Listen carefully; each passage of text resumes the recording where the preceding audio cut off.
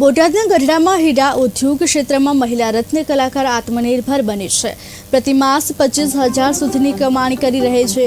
સમગ્ર દેશમાં જ્યારે જીવન જરૂરિયાતની તેમજ ખાદ્ય પદાર્થોની વસ્તુઓની મોંઘવારીમાં વધારો થાય છે ત્યારે ગૃહિણીઓનું બજેટ ખોરવાઈ જતું હોય છે. આવા સંજોગોમાં હીરા ઉદ્યોગ એવો છે કે કોઈપણ પ્રકારની ડિગ્રી કે લાયકાત વગર કોઈપણ મહિલા પોતે આત્મનિર્ભર બની મોંઘવારીના સમયમાં આર્થિક પરિસ્થિતિ સામે ટકી રહ્યા છે.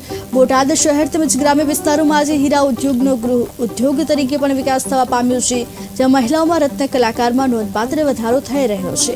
મહિલાઓ આ હીરા ઉદ્યોગ થકી ઘરનું આર્થિક બજેટ વધુ મજબૂત બનાવે છે. ગઢડાના મહિલા રત્ન કલાકાર રિંકલબેન છેલ્લા 2 વર્ષથી હીરા ઉદ્યોગ ક્ષેત્ર સાથે સંકળાયેલા છે. પોતે હીરા ઘસી પોતાના ઘરનું ગુજરાન ચલાવે છે. હાલ હીરા ઉદ્યોગ ક્ષેત્રે મંદીનો માહોલ હોવા છતાં પણ મહિલાઓ દિન રાત હીરા ઘસી પોતે આત્મનિર્ભર બની છે. છેલ્લા 2 વર્ષથી હીરા ઘસું છું અને આ કારખાનામાં મારે અત્યારે 8 મહિના થયા છે અને બધું વ્યવસ્થિત સારી રીતે બધું ચાલે છે. અને અત્યારે મંદીનો માહોલ છે તો પણ અમારું કામ મળી રહે છે. મંદી છે તો પણ અમારું કામ થઈ રહે છે. 16,000નું કામ છે મહિને. ભીમાણી ડાયમંડની અંદર અંદાજે અત્યારે 80 થી 90 બહેનો કામ કરી રહ્યા છે અને 30 જેવા ભાઈઓ કામ કરી રહ્યા છે.